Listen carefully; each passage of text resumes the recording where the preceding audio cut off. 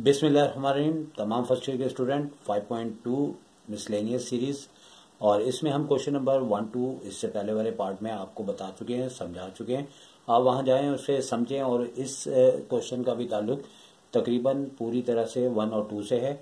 और स्टार्ट करते हैं नंबर 3 क्वेश्चन, इस उम्मीद के साथ कि आपने यकीनी तौर पर 5.2 का पहला पार्ट देखा होगा, और अगर नहीं देखा तो बेहतर है पहले उसे देखें, उसके बाद इस पार्ट पे आएँ, क्योंकि तकरीबन 70% वही बातें हैं। और स्टार्ट करते हैं क्वेश्चन नंबर 3। इसमें जैसे कि पहले भी कहा और इसमें भी ये कहा कि find the sum of the series. अब यहाँ पे हमें इस सीरीज का सम मालूम करना है, और याद रहे कि ये जो सीरीज है हमारे पास, तो चैप्टर नंबर 4 से जैसे कि पहले भी कहा था इसका ताल्लुक है।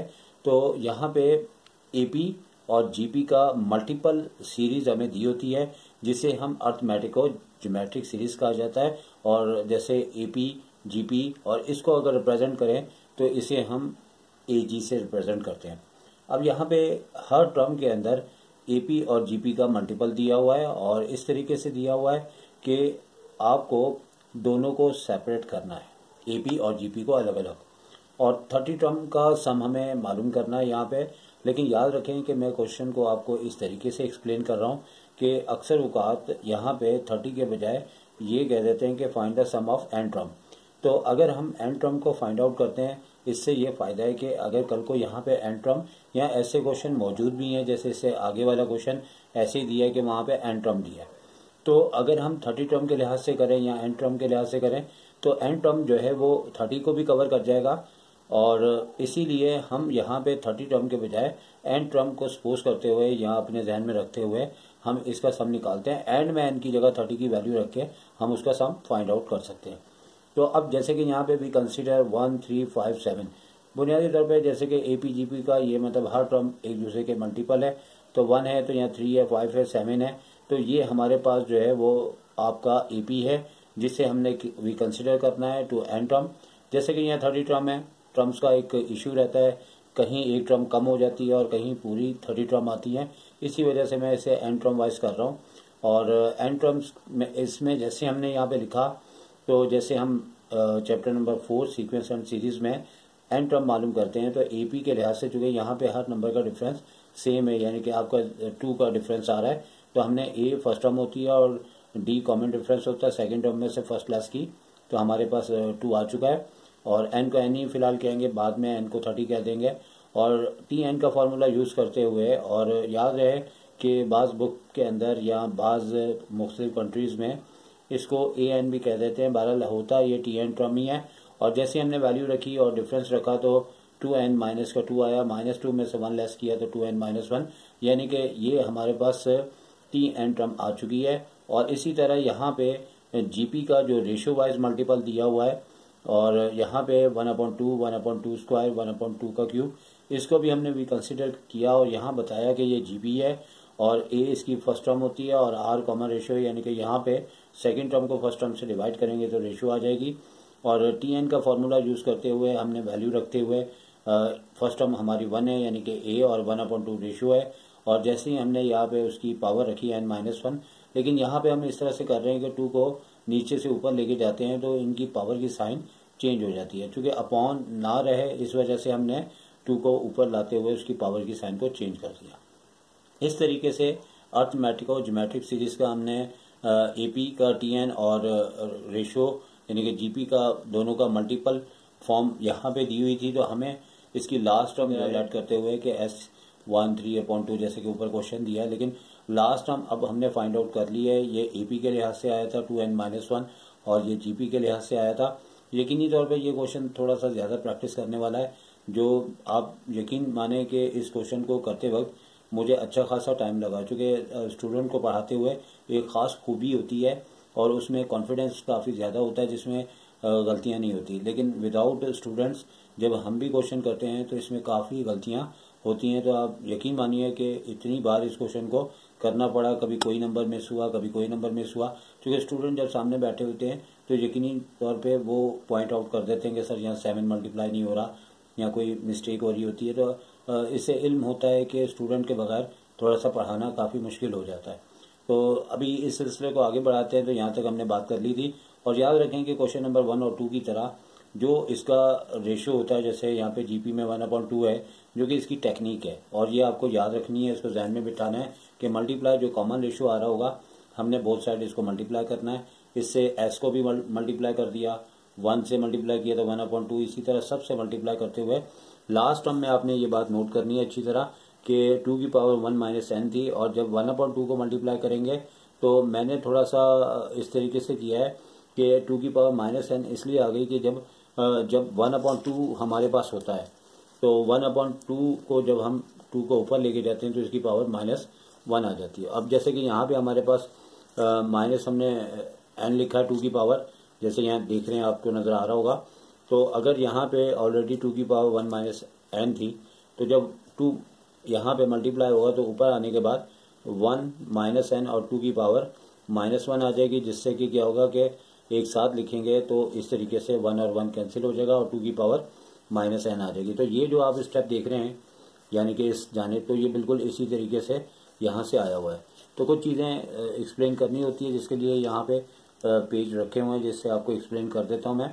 और इस तरीके से आपका ये सेकंड रिलेशन है, इसको फर्स्ट कहना था, गालिबन बताना याद नहीं रहा, इसे 1 कहेंगे, इसे नंबर 2 कहेंगे, और सब्ट्रैक्ट करेंगे 2 वाले को नंबर 1 से, ठीक है ना, सब्ट्रैक्ट 2 फ्रॉम नंबर 1, ठीक है ना, इनको फ्रॉम कर लीजिएगा। और इस तरीके से आपने नंबर 1 वाले जो सीक्वेंस था, सीरीज थी, उसको ऊपर रखा और इसको नीचे इस तरह से रखना है कि एस के नीचे तो ऐसा आएगा। लेकिन जैसे इससे पहले क्वेश्चन में कहा है कि जब हम इसे कॉमन रेशियो से मल्टीप्लाई करते हैं तो हमारी जो फर्स्ट टर्म है उससे ये एक टर्म आगे को चले जाती है, जिसकी एक मिसाल दी थी कि अगर यहाँ पे ट्रेन के 10 डिब्बे हैं तो ये भी 10 डिब्बे हैं, लेकिन कॉमन रेशियो से मल्टीप्लाई करते हैं तो इसका मतलब है एक डिब्बा हम आगे करते हैं तो यहाँ पे इसके नीचे कोई टर्म नहीं आती, लास्ट वाली जो टर्म नीचे की होती है ऊपर कोई भी नहीं होती। तो आज पहले और दूसरे क्वेश्चन की निस्बत ज़रा फुर्सत में बेहतर करके आपको एक्सप्लेन कर रहा हूँ। अगर वहाँ से क्वेश्चन नहीं समझ आएगा तो यकीनी तौर पे आज इस तरीके से एक्सप्लेन कर रहा हूँ, आपको ज़्यादा बेहतर समझ आ जाएगा। इसी तरह आपने यहाँ पे सब्ट्रैक्ट किया तो 1 में से हाफ लेस किया तो हाफ आपके पास बाकी बचा, 1 टर्म सेम आ जाएगी। इसी तरह 1/2 एक तरह से x की मानिंद है, और 3 में से 1 को लेस किया तो 2 आ चुका है, और वही 1/2 की पावर है। और इस तरीके से ये होता है कि ये प्रोसेस सारा हमें याद रखना पड़ता है। इस प्रोसेस से ये होता है कि फर्स्ट टर्म के बाद जो आगे की टर्म्स होती हैं ये अपना जीपी मुकम्मल कर लेती हैं।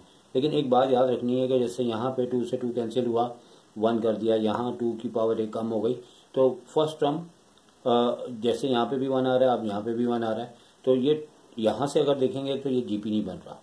अगर हम यहाँ से देखेंगे तो पहली टर्म छोड़ने के बाद यहाँ से हमारा जीपी बनेगा, और जीपी बनने के बाद हमें आगे क्या प्रोसेस करना होगा ये आपको बात समझनी होगी। और याद रखें कि ये जो लास्ट टर्म है इसकी साइन चेंज होने के बाद यहाँ पे आ रहा है, लेकिन इस सीक्वेंस में एक टर्म ये निकाल देने से जितनी भी ये टर्म्स होती हैं उससे एक टर्म कम हो जाती है। जैसे हम नेक्स्ट पेज पे जाएंगे तो हम यहाँ पे 1 को सेपरेट करते हुए यहाँ पे ये बात कहेंगे कि ये जीपी है और इसमें n-1 टर्म, यानी कि एक टर्म कम करने से आपका n जो है n-1 हो जाएगा।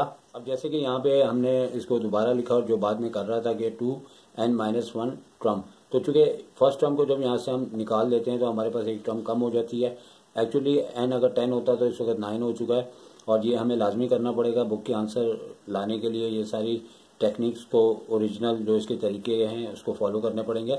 और इस जानिब अब आपके पास जीपी का फार्मूला लग जाएगा, क्योंकि रेशियो आपकी 1/2 है जो कि लेस देन 1 है, और टी एन के फार्मूले के हिसाब से हमारा फार्मूला 1 - r की पावर n लगा। अगर ग्रेटर होता तो आर एन पहले होता, -1 बाद में होता, और फर्स्ट टर्म 1 वैसे ही आ जाएगी। और यहाँ फार्मूले के मुताबिक हम लिख देंगे, लेकिन n को n नहीं लिखेंगे, n-1 लिखेंगे, क्योंकि यहाँ पे 1 टर्म हमने कम की है जो कि यहाँ पे थी। और ये हमारी जो लास्ट टर्म है, मतलब एक तरह से जो यहाँ पे सीक्वेंस से हट के टर्म आ रही है वो एंड तक वैसे के वैसे ही चलती रहेगी, और यहाँ फार्मूले के मुताबिक चलाते रहेंगे। अब जैसे यहाँ 2 अपॉन में था, ऊपर आने से ये होता है कि ब्रैकेट के ऊपर की जो पावर्स हैं उनकी साइन चेंज हो जाती है। ये आपको क्लास 10 के हवाले से बातें आनी चाहिए।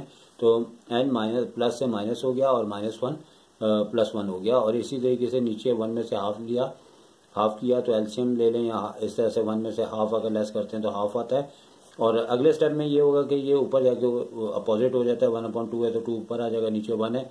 और इधर हमने इसको इस तरह किया कि किसी तरह से अपॉन हमारा ख़त्म हो जाए।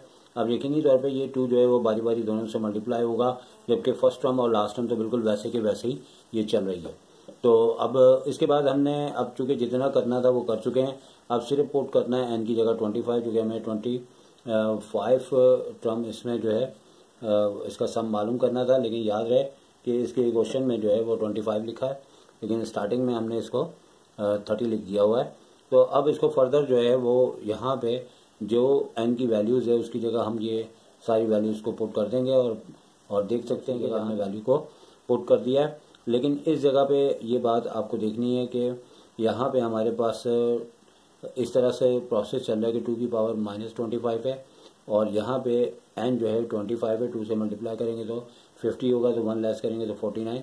अब 2 की पावर यहाँ पे -25 है, और यहाँ पे 2 में से यानी कि 2 अगर हम 25 में से लेस करते हैं, और ये 2 इस तरीके से हुआ जिसको मैंने एक्सप्लेन किया तो था, लेकिन 2 1 2 है, तो 2 जैसे यहाँ मल्टीप्लाई हुआ तो इसकी पावर प्लस में 1 बढ़ चुकी है। अब 25 में से 2 लेस किया तो माइनस के 23 आ गए, और यहाँ पे 2 और 1 3 हो चुके हैं। और चूँकि अब यहाँ पे 2 की पावर -23 है, तो एक टेक्निक यहाँ पे यूज़ करते हैं कि जैसे 2 की पावर यहाँ पे -23 है, तो यहाँ पे भी अगर वही शक्ल बना लेंगे तो हमें थोड़ी सी आसानी हो जाएगी। लेकिन हमने 2 और 1 को तो 3 कर दिया, और 2 की पावर नेगेटिव थी, अपॉन में आगे पॉजिटिव कर दी, 49 ऊपर ही है, ये भी 2 की पावर -25 को अपॉन में लिया है। और हमने फिर एलसीएम को आसानी से लेने के लिए कुछ प्रोसेस इस तरह से किया कि यहाँ पे 2 की पावर 23 और 2 पावर अलग करते हुए 4 बना एलसीएम लिया, तो ये दोनों हमें जो है वो एक जैसे मिल गए, और 4 को भी हमने उतारा। अब ये 2 की पावर 23 से कैंसिल हुआ, तो 4 1 4 हो चुका है, प्लस के बाद ये सेम है तो 49 है, जैसे हमने ऐड किया तो यहाँ पे ये 53 बन चुका है। और 53 बनने के बाद नीचे जो है हमारे पास ऊपर 53 आ चुका है, और नीचे अगर हम देखा जाए इस चीज़ को तो हमारे पास 2 की पावर 23 है और मल्टीप्लाई 4 है। तो अब सिलसिला कुछ इस तरीके से है कि यहाँ पे थोड़ा प्रॉब्लम इसलिए नज़र आ रहा होगा कि ये जो 1/2 है थोड़ा डायरेक्ट मैंने किया है, तो 2 जो है यहाँ पे इसको शिफ्ट किया है, और ये 2 आपको समझ में नहीं आ रहा होगा। जैसे 49 और 4 53 होता है, तो ये 2 बुनियादी तौर पे जब यहाँ पे आके मल्टीप्लाई हुआ है तो ये 6 हुआ है, और यहाँ पे 53 के साथ 2 आ चुका है, 2 को 4 से कट किया तो 2 आया, और इस तरीके से हमने 2 की पावर दोबारा 24 कर दी, और जो कि बुक से मैच हमने की है, क्योंकि 2 की पावर बहुत बड़ी है जिसको हम मुकम्मल तौर पर सॉल्व नहीं कर सकते, तो बुक में भी इधर ही छोड़ा हुआ है, और यहाँ पे 53 हो चुका है, और इस तरीके से हमारा ये फाइनली आंसर इस क्वेश्चन का आ चुका है। उसी तरह से ये भी क्वेश्चन चलेगा आपका, और सबसे पहले हम इस क्वेश्चन को इसमें भी कंसिडर कर लेंगे एपी के लिहाज से। जैसे 1 8 15 22 है, ये एपी के लिहाज से है, और इसमें आप एपी का टीएन का फार्मूला अप्लाई करते हुए बिल्कुल पहले क्वेश्चन की तरह आप टीएन टर्म मालूम करेंगे। इसी तरह इसी में जीपी जो है वो 1/5 1/5 स्क्वायर 1/5 का क्यूब है, उसे भी कंसिडर करते हुए उसकी भी टीएन टर्म मालूम करेंगे। फिर जब यहाँ पे हम पहुंचेंगे तो लेट करेंगे एस एन को, और इस तरीके से कि जो टी एन एपी को मल्टीपल फॉर्म में लिखते हुए आप यहाँ पे नंबर 1 कह देंगे, और इसके तरीके के मुताबिक जो इसका कॉमन रेशियो आता है, जैसे कि ऊपर 1/5 आया था, इससे आपको बहुत सारी मल्टीप्लाई करना है, तो हर टर्म जब मल्टीप्लाई होगी तो सिलसिला कुछ इस तरीके से होगा कि आपकी फर्स्ट टर्म जो है वो आपकी सेकंड टर्म के नीचे लिख दी जाएगी, और लास्ट टर्म एक स्टेप आगे जाएगी। इसके लिए मैं पहले भी आपको ट्रेन की डिब्बों की मिसाल दे चुका हूँ, तो लिहाजा उसी तरह से आपने हमेशा सब्ट्रैक्ट 2 को करना है फ्रॉम 1 में से। तो क्वेश्चन मैंने काफ़ी डिटेल से समझाया है, इसको ज़रा जल्दी में समझा रहा हूँ क्योंकि बिल्कुल सेम तरीकाकार है, आप स्क्रीनशॉट भी लेके समझ सकते हैं। तो एस एन के अंदर ये 1/5 को एस एन को लेस करेंगे, और फर्स्ट टर्म हमेशा इसके नीचे मतलब यहाँ पे इसके मुताबिक सेकंड सीक्वेंस में इसमें सीरीज में टर्म मौजूद नहीं होती, तो ये सेकंड टर्म के नीचे लिखा जाता है। फिर उसके बाद इसकी क्वांटिटी 8 है और यहाँ ना लिखी हो तो 1 होती है। इसी तरह 15 में से 8 लेस किया तो ये आपका जो है 1 टर्म प्लस 7 1/5 ये आपका जीपी बन जाता है। लेकिन याद रहे कि इसके अंदर आपका जैसे ही जीपी बनता है तो अब आपने करना यूँ होता है कि आप इसके 2 सिस्टम हैं, और ज़्यादा बेहतर है कि जैसे फर्स्ट टर्म को आप सेपरेट छोड़ दें और यहाँ से 7 कॉमन लेने के बाद ये आपका जीपी रिलेशन या सीरीज बन जाएगी। तो अब सिलसिला आगे बढ़ाते हैं, तो बिल्कुल उसी तरह 4/5 SN और इक्वल्स टू के बाद 1 + 7 यहाँ से हमने कॉमन ले लिया है। और याद रखें आपकी आसानी के लिए लास्ट टर्म ऊपर से लेके नीचे तक बिल्कुल सेम टू सेम आ रही है, और जैसे ये 1 है ये भी बिल्कुल सेम आ रहा है और इसे याद रखिएगा। सिर्फ और सिर्फ यहाँ 7 कॉमन लेने के बाद आपका अंदर का सीक्वेंस जीपी बन रहा है। और चूंकि 1 टर्म यहाँ से हमने अलग कर दिया, इसलिए हमारा जो भी n टर्म थी उसमें एक टर्म की कमी आ गई, जिसकी वजह से n-1 टर्म हम लिखते हैं यहाँ पे। और r चूंकि लेस देन 1 है, 1/5 है। और यहाँ पे फॉर्मूले के मुताबिक जैसे a ब्रैकेट में 1 माइनस r की पावर n होता है, लेकिन 1 तो आया, लेकिन r की पावर n के बजाय n-1 सिर्फ इस वजह से आ रहा है कि यहाँ पे एक टर्म हमने कम कर दी हुई है। और बाकी ये कि नीचे 1 माइनस r होता है, तो r जैसे ही यहाँ पे एलसीएम लेंगे तो हमारे पास 4/5 आ जाएगा। और जो ये a यानी कि 1/5 है, 5 से 5 कैंसिल हो जाएगा। और अब यहाँ 1 आ चुका है, चूँकि एक नॉर्मल आइडेंटिटी है, मल्टीप्लाई होकर हमेशा सेकंड नंबर जो इससे डिफरेंट होता है वो आ जाता है, यहाँ कोई इफेक्ट नहीं डालता। 4 7 के नीचे आ चुका है। और यहाँ पे हमने अब normally same to same situation आ चुकी है। लाने के लिए लाजमी तौर पे हमें थोड़े से उसके स्टेप्स के मुताबिक चलना पड़ेगा, लेकिन अगर आप बुक से ज़रा आंसर चेंज ले आएँ तो कोई इश्यूज़ नहीं होता। लेकिन बुक के मुताबिक आंसर लाने के लिए यकीनी तौर पे आपको उसके मुताबिक प्रैक्टिस करनी पड़ती है। अब ये भी कांस्टेंट है, ये भी कांस्टेंट है, पहले इसको इससे मल्टीप्लाई किया और आगे भी इससे मल्टीप्लाई किया, और ये तो जैसे बताया लास्ट तक वैसे ही चलेगा।